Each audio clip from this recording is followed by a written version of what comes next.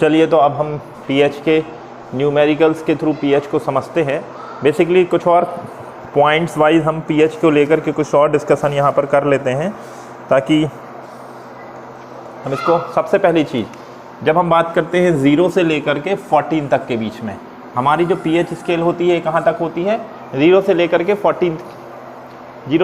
14 तक की होती है, जहाँ पर वो 7 होता है ये न्यूट्रल वैल्यू को दिखाता है। 7 किसको दिखाता है? न्यूट्रल वैल्यू को दिखाता है। अच्छा, न्यूट्रल को क्यों दिखाता है? जबकि यहाँ पर देखिए हम पीएच को हम कहाँ से निकाल रहे होते हैं? पीएच हम देख रहे होते हैं हाइड्रोजन आयन कंसंट्रेशन। मान लीजिए हमारा पीएच 0 है, मतलब H+ आयन का कंसंट्रेशन वहाँ पर कितना है? 1 × 10⁻�0। H+ आयन का कंसंट्रेशन इतना है तो OH- आयन का कितना होगा? 1 × 10⁻⁻14।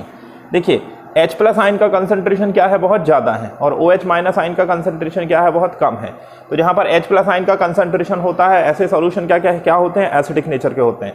और जहाँ पर OH- आयन का कंसंट्रेशन ज़्यादा होता है वो सॉल्यूशन क्या होते हैं? बेसिक नेचर के होते हैं। तो चूंकि हम पीएच की बात कर रहे हैं तो पीएच की वैल्यू जहाँ पर 0 है वो क्या होगा? वो मैक्सिमम एसिडिक होगा। और पीएच की वैल्यू जहाँ पर 14 आएगी, पीएच की वैल्यू जहाँ पर 14 आएगी वो क्या होगा? मैक्सिमम हमारा वो बेसिक होगा। ठीक है। अब आपको कई बार क्वेश्चन जब दिए जाते हैं तो आप ध्यान रखिएगा कि वहाँ पर पीएच की बात हो रही है या पीओएच की बात हो रही है, क्योंकि मैक्सिमम टाइम पर बच्चे इन्हीं क्वेश्चनों को लेकर कंफ्यूज होते हैं। हम बहुत सारी चीज़ें यहाँ 1-to-1 क्वेश्चन डिस्कस करेंगे जिससे पीएच के लेकर के ये डाउट्स ना रहें। ठीक है। हमने कहा पीएच की वैल्यू क्या है? 0 है तो एसिडिक है। पीएच की वैल्यू हमारी कितनी है? 14 है तो बेसिक है। ठीक है। यदि पीएच की वैल्यू हमारी क्या है? 7 है, तो पीएच यदि हमारा 7 है मतलब 1 × 10⁻⁷ H+ है और 1 × 10⁻⁷ OH- है। और ऐसी स्थिति में हम क्या कहेंगे? ऐसी स्थिति में कहेंगे कि हमारा जो सॉल्यूशन है वो क्या है? न्यूट्रल है। ठीक है। तो पहली चीज ये हो गई। अब जैसे जैसे हम 6, 5, 4, 3, 2, 1, 0 की तरफ बढ़ेंगे तो यहाँ पर एसिडिक नेचर क्या होगा? एसिडिक नेचर इंक्रीज होगा इस तरफ जाने पर, और यहाँ पर बेसिक नेचर यहाँ पर जाने पर इंक्रीज होगा। ठीक है। एक बात। इसके बाद दूसरी चीज आपको क्या ध्यान रखना है कि जब हम कोई एसिड लेते हैं, एसिड का कितना भी कम पीएच, कितना भी कम कंसंट्रेशन हम क्यों ना ले लें, कितना भी कम कंसंट्रेशन क्यों ना ले लें, एसिड का पीएच हमेशा 7 से कुछ ना कुछ कम ही रहेगा। ठीक उसी तरीके से बेसिक का पीएच हमेशा क्या होगा? बेस का पीएच हमेशा 7 से थोड़ा ज़्यादा ही रहेगा। एसिड का पीएच कभी भी 7 नहीं हो सकता है, बेस का पीएच कभी भी 7 नहीं हो सकता है। इनके पीएच हमेशा एसिड के <7 होंगे, बेस के <7 होंगे। ये बात हो गई एक। इसके बाद चलिए आगे चलते हैं। दूसरी चीज मैं ये बताना चाह रहा हूं कि जब मान लीजिए आपका कंसंट्रेशन है 1 × 10⁻�0, तो हम क्या कहेंगे? 1 मोलर है, और 1 मोलर है तो हमारा पीएच कितना वहां पर क्या हो जाएगा? 0 हो जाएगा। H+ आयन की बात कर रहा हूं मैं। ठीक है। यदि H+ आयन का कंसंट्रेशन ये है या 1 मोलर है तो 0 हो जाएगा। ठीक है। अब यदि मैं 1 × 10⁻⁻1 कर दूं तो ये क्या होगा? 0.1 मोलर, और पीएच मेरा क्या हो जाएगा? पीएच मेरा कितना हो जाएगा? 1 हो जाएगा। 1 × 10⁻⁻2 कर दूं 0.02 मोलर 0.01 मोलर हो जाएगा। पीएच मेरा कितना हो जाएगा? पीएच मेरा 2 हो जाएगा। 1 × 10⁻³ यदि मेरा हाइड्रोजन आयन का कंसंट्रेशन है तो 0.001 मोलर होगा, और पीएच मेरा कितना निकल के आएगा? 3 निकल के आएगा। ठीक है। तो इस तरीके से आप देख रहे हैं कि जैसे जैसे आपका कंसंट्रेशन क्या हो रहा है? घट रहा है, वैसे वैसे पीएच की वैल्यू क्या हो रही है? बढ़ रही है। ये कंसंट्रेशन घटता कैसे है इसके लिए जरा देख लीजिए। मान लीजिए आपके पास ये 1 लीटर था, 0 पीएच वाला सॉल्यूशन आपके पास कितना था? 1 लीटर था। इसको ही मैंने कुछ नहीं किया, इसमें मैंने 9 लीटर पानी मिला दिया। वाटर का तो पीएच क्या होता है? 7 होता है। तो 9 लीटर मैंने अब इसमें पानी मिला दिया तो ये टोटल कितना हो गया? 10 लीटर हो गया। अच्छा, यहाँ पर 1 मोल 1 लीटर में था, यहाँ पर 1 मोल 10 लीटर में हो गया, तो 1 लीटर में कितना बचा? 0.1 मोल। ठीक है। इसके बाद तो पीएच कितना निकल के आ गया आपका? 1 निकल के आ गया। अब इस 10 लीटर को उठा करके मैंने क्या कर दिया? इसमें फिर मैंने 90 लीटर पानी मिला दिया। जब मैंने 90 लीटर पानी मिलाया ये टोटल कितना हो गया, ये टोटल हो गया 100 लीटर। तो कंसंट्रेशन कितना हो गया, 0.01 हो गया। और पीएच यहाँ पर कितना हो गया आपका 2 pH हो गया। इस 100 लीटर में मैंने क्या किया, 900 लीटर और पानी मिला दिया। मैं केवल क्या कर रहा हूँ, डाइल्यूट कर रहा हूँ। 9 डाइल्यूट किया तो कितना टोटल कितना हो गया, 1000 लीटर हो गया। अच्छा, और कंसंट्रेशन कितना हो गया, 0.001 हो गया। और पीएच कितना निकल के आ गया आपका, 3 निकल के आ गया।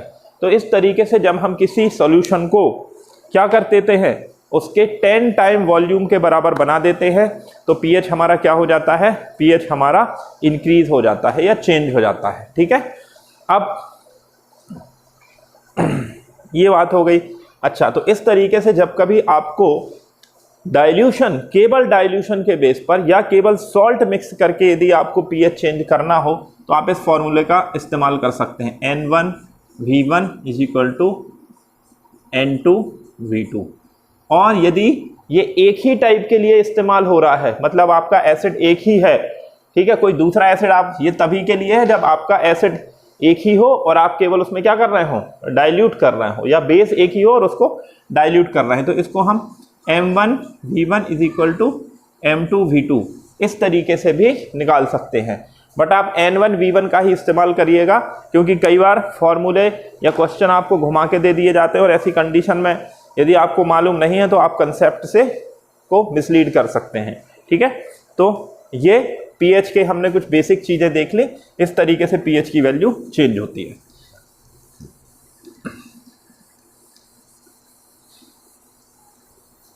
चलिए, तो हम सबसे बेसिक टाइप के क्वेश्चन की शुरुआत करते हैं पीएच निकालने की। कि यदि मान लीजिए आपके पास HCl हमने एसिड लिया हुआ है और HCl एसिड जो है वो 36.5 ग्राम HCl डिजॉल्व है 1 लीटर में। कितने में डिजॉल्व है, 1 लीटर सॉल्यूशन में। 1 लीटर सॉल्यूशन में 36.5 ग्राम HCl डिजॉल्व है, तो आप इसका पीएच बताइए। ठीक है, पीएच बताने के लिए आपको क्या चाहिए है, -log of H+ ion in term of molarity. ठीक है, आपको चाहिए है हाइड्रोजन आयन की मोलैरिटी। अच्छा, HCl जो है, अब यहां पर आपको कुछ बेसिक्स चीज़ों के बारे में जानना जरूरी है। देखिए, पीएच निकालते समय हमें 3-4 चीज़ों को ध्यान में रखना है। हम जिस सॉल्यूशन का पीएच निकाल रहे हैं वो स्ट्रॉन्ग एसिड का है कि वीक एसिड का है, स्ट्रॉन्ग बेस का है कि वीक बेस का है। स्ट्रॉन्ग एसिड या स्ट्रॉन्ग बेस जो होते हैं ये क्या हो जाते हैं, 100% डिसोसिएट हो जाते हैं।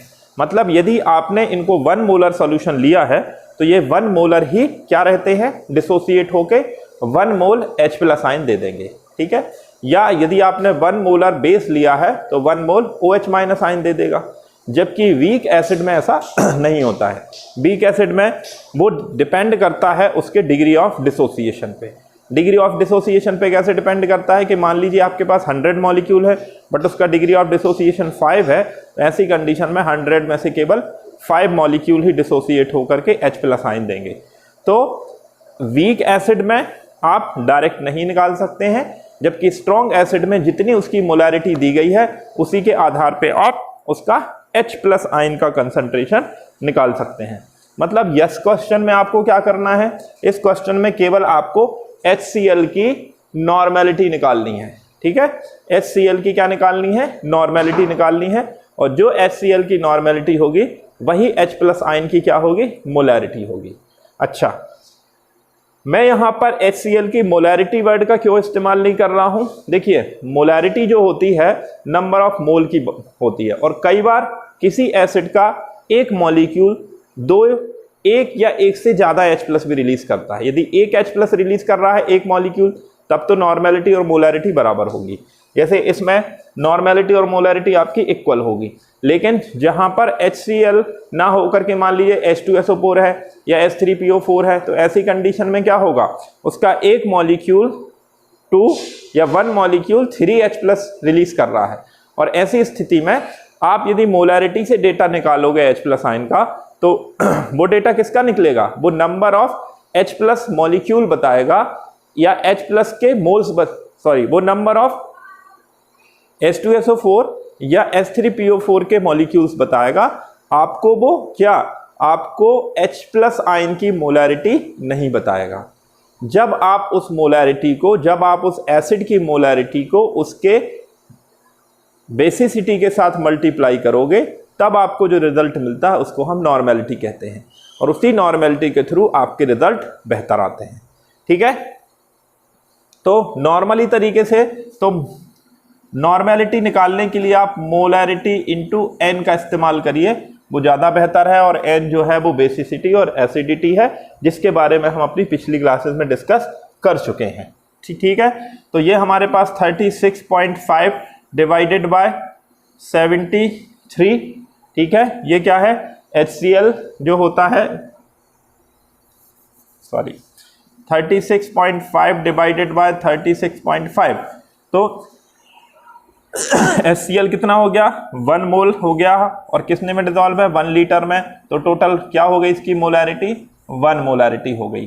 तो यहाँ पर हम लिख सकते हैं HCl की जो मोलैरिटी है या जो नॉर्मेलिटी है, अब n की वैल्यू क्या है, HCl में 1 है, तो नॉर्मेलिटी और मोलैरिटी दोनों बराबर हो गई। ऐसी कंडीशन में हम लिख देंगे 1 × 10⁻⁴ कितनी हो गई है मोलैरिटी, 1 है तो 0, तो pH हमारा क्या निकल के आ जाएगा, इसका pH हमारा निकल के आ जाएगा 0। ठीक है, HCl के इस सॉल्यूशन का pH क्या निकल के आ गया, 0 निकल के आ गया।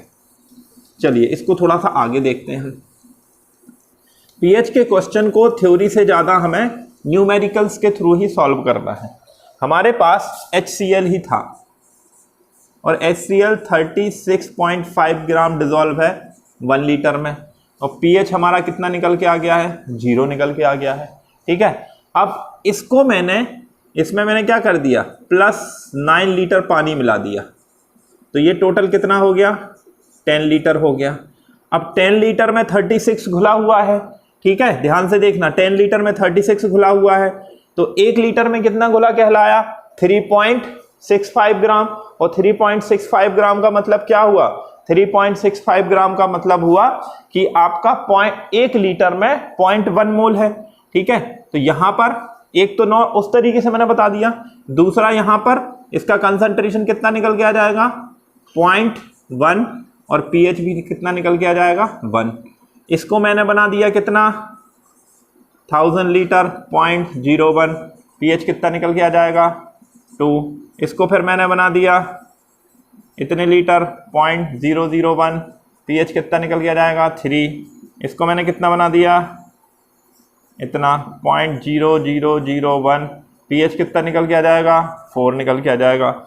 इस तरीके से मैं कब तक, जब तक मैं 6 तक जाऊंगा तो वहां तक तो ठीक है, मतलब 1 × 10⁻⁻6 तक आपका pH कितना निकल के आएगा, 6 आएगा।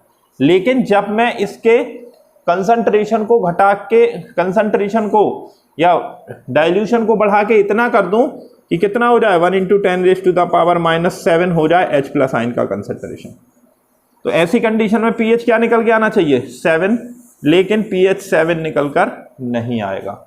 यही बहुत इंपॉर्टेंट चीज है कि एसिड के केस में कभी भी उसका pH 7 हो ही नहीं सकता, क्योंकि एसिड अल्टीमेटली अंत तक कितना भी डाइल्यूट कर दोगे वो एसिड ही रहेगा, इसलिए उसका pH 7 ना होकर के 7 से कुछ कम रहेगा। अब कितना रहेगा हम अगले न्यूमेरिकल में इसको देखेंगे। ठीक है, अब चाहे मान लीजिए आपको दे दिया है 1 × 10⁻⁻9, ठीक है, मोलैरिटी का या नॉर्मेलिटी का आपके पास HCl है, ठीक है, और उसका pH पूछा है, तो pH डायरेक्ट देख के मत लगा देना कि pH 9 हो जाएगा, आप इसको लिखिएगा लेस देन कितना, 7 से कम होगा, 6 से ज़्यादा तो 6.9 समथिंग कुछ ऐसा होगा, जो हम अगले न्यूमेरिकल में इसको सॉल्व करेंगे। ठीक है, तो ये बात समझ में आ गई आपको कि सबसे पहले pH कैसे निकालते हैं। चलिए अब नेक्स्ट क्वेश्चन करते हैं।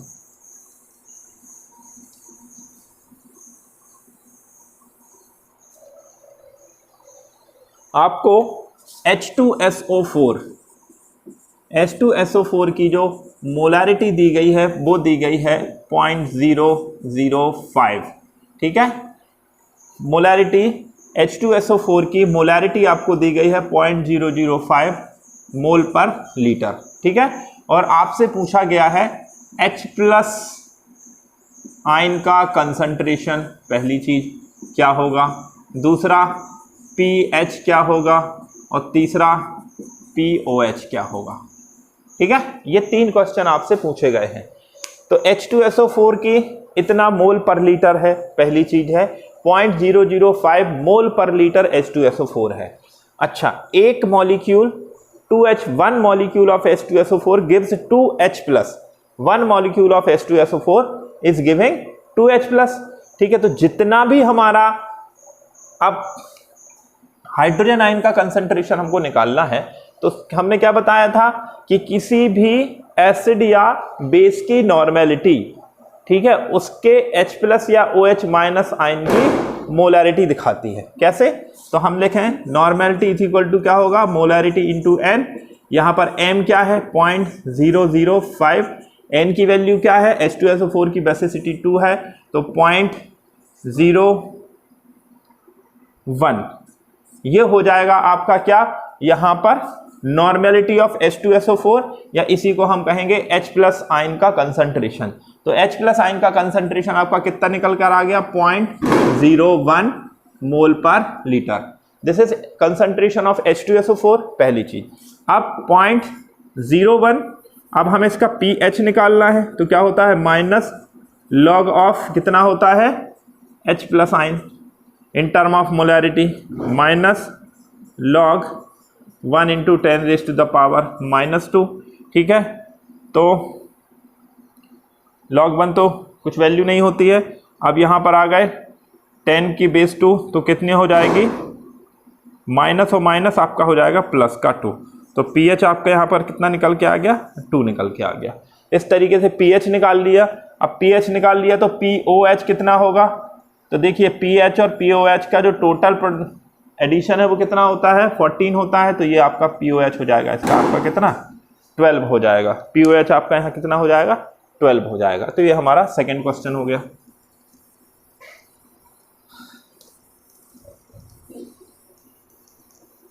ठीक है,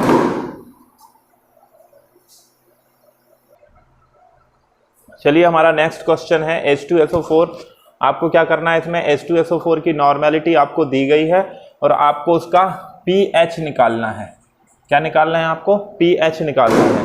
तो क्या है नॉर्मेलिटी, हम जानते हैं किसी भी एसिड की नॉर्मेलिटी उसके H प्लस आयन की क्या होती है, मोलैरिटी होती है, minus log of H plus ion concentration हमें निकालना है, तो माइनस लॉग ऑफ हम क्या निकालेंगे 2 इंटू 10⁻⁻4, तो ये क्या हो जाएगा, ठीक है, माइनस लॉग 2 और फिर यहाँ पर क्या हो जाएगा प्लस, यहाँ पर हम लिख दें माइनस लॉग 10 माइनस का 4, ये यहाँ पर हो जाएगा आपका माइनस माइनस प्लस, तो हो जाएगा आपका 4 माइनस लॉग 2, तो 4 माइनस लॉग 2 की वैल्यू 0.301 है। अब जब इसको आप निकालेंगे तो आपका आंसर जो निकल के आएगा वो आएगा 3.699, और यही होगी आपकी क्या H2SO4 की जो नॉर्मेलिटी जिसकी 0.002 नॉर्मल है, उसकी जब हम क्या निकालेंगे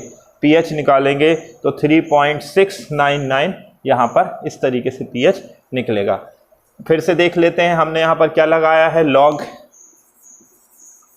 m इंटू n बराबर क्या होता है, log m plus log n। अब चूंकि हम माइनस लॉग को लेकर बात कर रहे थे तो हम माइनस लॉग की वैल्यू पुट कर दी और इस तरीके से हमने यहाँ पर निकाल लिया है। ठीक है, यदि यहाँ पर 0.001 होता तो फिर हमको 2 की वैल्यू पुट करने की आवश्यकता नहीं थी और हमारा क्वेश्चन आसानी से हो जाता।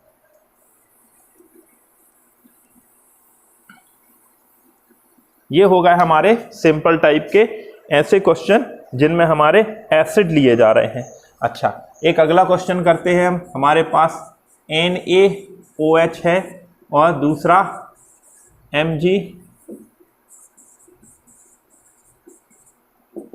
ठीक है, और इसकी जो मोलैरिटी हमको यहाँ पर दी गई है, ये दी गई है 0.005 मोलर, और इसकी जो हमको मोलैरिटी दी गई है वो दी गई है 0.00 आपका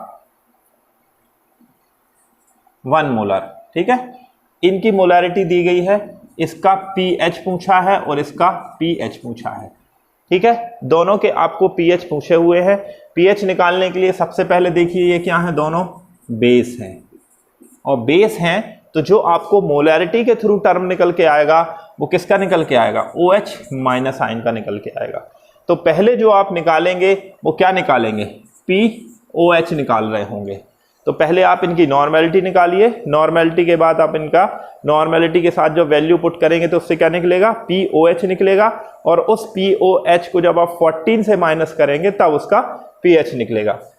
चलिए इस क्वेश्चन में हम देख लेते हैं, NaOH है, मोलैरिटी इक्वल टू नॉर्मेलिटी, क्योंकि n फैक्टर सेम होता है, तो POH जो निकल के आएगा वो आएगा माइनस लॉग ऑफ आपका हो जाएगा OH, ठीक है। यहाँ पर वैल्यू हम पुट करेंगे minus log 1 into 10 raise to the power log 0.005 minus log 1 into 5 into 10 raise to the power कितना हो जाएगा 3, माइनस का 3, ठीक है।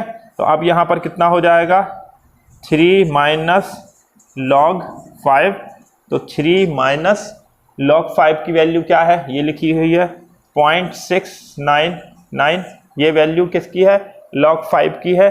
तो हमारा यहाँ पर आंसर कितना हो जाएगा, हमारे यहाँ पर हो जाएगा 2.301। ये तो हमारा क्या निकल के आया है, ये हमारा POH निकल के आया है। अब हम जानते हैं pH बराबर क्या होगा, 14 माइनस POH, तो हम कर देंगे 14 माइनस 2.301, और जो भी आपका आंसर निकल के आएगा वो क्या होगा, pH होगा। तो बेस के उसमें ध्यान रखिएगा, आपको कंसंट्रेशन जो मिलता है वो OH का मिलता है और पूछा आपसे H जाता है, तो यहाँ पर कंफ्यूज मत होइएगा। इसी तरीके से आप कैल्शियम हाइड्रोक्साइड की जब निकालना हो तो आपको मोलैरिटी दी गई है, n फैक्टर का मल्टीप्लाई करिए, नॉर्मेलिटी बनेगी 0.002 आएगी, log 2 की वैल्यू पुट करेंगे। इस तरीके से इस क्वेश्चन को आप लेकर के अप्रोच कर सकते हैं। तो ये हमने देख लिया स्ट्रॉन्ग एसिड के लिए और स्ट्रॉन्ग बेस के लिए। अगली बात हम करते हैं, हमारे पास यदि एसिड है या बेस है और उसका हम क्या कर रहे हैं, डाइल्यूशन। मैं पहले बता चुका हूं, फिर भी मैं आपको क्रम में बता रहा हूं, N1V1 is equal to N2V2। आपको नॉर्मेलिटी मान लीजिए पहले दी गई है और वॉल्यूम भी दिया गया है, और आपने उसके वॉल्यूम को क्या कर दिया है, चेंज कर दिया है। तो वॉल्यूम के चेंज होने से उसकी नॉर्मेलिटी भी चेंज हो जाएगी और pH भी चेंज हो जाएगा, ठीक है। तो ये आपको इस फॉर्मूले के हिसाब से आप इस क्वेश्चन को कर सकते हैं। मान लीजिए आपके पास नॉर्मेलिटी थी 0.05 और वॉल्यूम था आपका 10 लीटर, ठीक है। उस वॉल्यूम को आपने बढ़ा करके कर दिया है कितना, 1000 लीटर, और आपसे पूछी जा रही है कि अब pH चेंज बताइए। क्वेश्चन में फिर से रिपीट कर रहा हूं, आपके पास मान लीजिए HCl ही था, ठीक है। एसिड की नॉर्मेलिटी दी गई है, तब तो आपको चाहे H2SO4 हो चाहे HNO3 हो, कोई फर्क नहीं पड़ेगा। आपके पास HCl है 0.05, उसकी आपको नॉर्मेलिटी दी गई है, 10 लीटर आपको यहाँ दिया गया है, उसको हमने कितना बना दिया है, 1000 लीटर बना दिया है। और फिर पूछा गया है कि उस 1000 लीटर का pH कितना होगा। तो यहाँ पर हम वैल्यू पुट करें, इसको हम x ले लें, यहाँ पर हम इस 1000 को यहाँ नीचे ले जाएं, तो ये x की वैल्यू हमें यहाँ से निकल के आएगी, ये हम यहाँ से कर दें, ये यहाँ जाएगा तो 0.05 into 10 raise to the power -2, तो 5 into 10 raise to the power -4, ठीक है।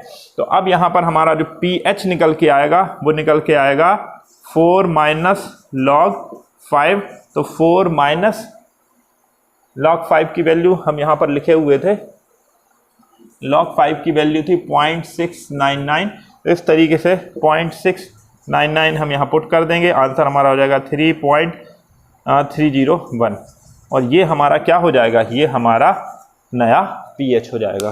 तो इस तरीके से डाइल्यूशन के केस में आप कौन सा फॉर्मूला लगाएंगे, N1V1 का फॉर्मूला आप इस्तेमाल करेंगे, ठीक है। चलिए हम आगे अलग पैटर्न के क्वेश्चन देख रहे हैं, और ये क्वेश्चन है कि आपके पास एसिड है, आप एक एसिड में दूसरा एसिड मिक्स कर देते हैं, ठीक है, एक एसिड में दूसरा एसिड मिक्स कर देते हैं और मिक्स करने के बाद जो हमारा सॉल्यूशन बनता है उसका पीएच क्या होगा। ये क्वेश्चन दो तरीके से बन सकते हैं, एक तरीका एसिड आपका कॉमन हो, दूसरा तरीका एसिड आपका अलग अलग हो, ठीक है। दोनों ही तरीकों को फॉलो करने के लिए आप जिस फॉर्मूले का देखिए, आपको पीएच निकालने के लिए H+ आयन कंसंट्रेशन की ज़रूरत है, मतलब हमारा सारा का सारा कैलकुलेशन कहाँ आकर कंप्लीट होना चाहिए कि हमें रिजल्टेंट H+ आयन क्या है और रिजल्टेंट H+ आयन उस एसिड के मिक्सचर की नॉर्मेलिटी से ही डिसाइड होगा, ठीक है। अब मिक्सचर की नॉर्मेलिटी निकालने के लिए आप क्या करिए, N1V1 plus N2V2 is equal to N3V3, इस वाले फॉर्मूले का इस्तेमाल करिए। अब यदि आपका HCl एक तो एसिड कॉमन है, दूसरी चीज़ क्या है कि ये भी मोनो है, ये भी मोनो है, तो चाहे आप नॉर्मेलिटी इस्तेमाल करो चाहे मोलैरिटी, कोई फर्क नहीं पड़ेगा। इस क्वेश्चन को यदि हम सॉल्व करना चाहें तो हमें जो N3 निकालनी है वो N1V1, तो N1V1 0.5 इंटू 100 प्लस ये कितना है 0.01 इंटू 500 डिवाइडेड बाय ये जो V3 है इसको हम यहाँ ले आएंगे तो पुट करेंगे तो यहाँ पर टोटल हो जाएगा 500, तो टोटल हमारा हो गया 600 ml, ठीक है। इस तरीके से जब हम इसको निकालेंगे तो हमें क्या निकल के आएगी N3, और जो N3 होगा वो क्या होगा H+ आयन का कंसंट्रेशन होगा। आप उसको माइनस लॉग ऑफ H+ में यहाँ पर इसकी वैल्यू पुट कर दीजिए, जो आंसर आएगा लॉग की वैल्यू आपको दी जाएंगी और इस तरीके से इसका आंसर निकल आएगा।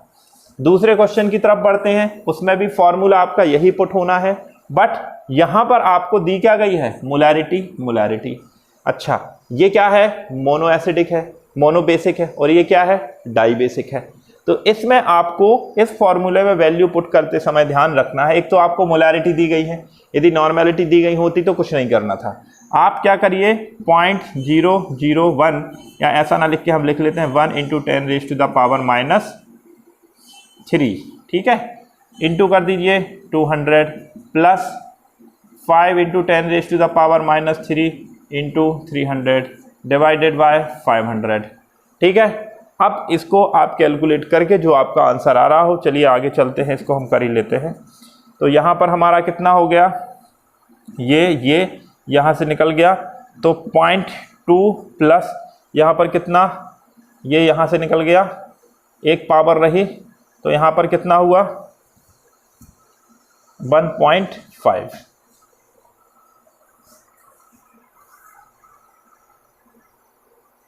ठीक है।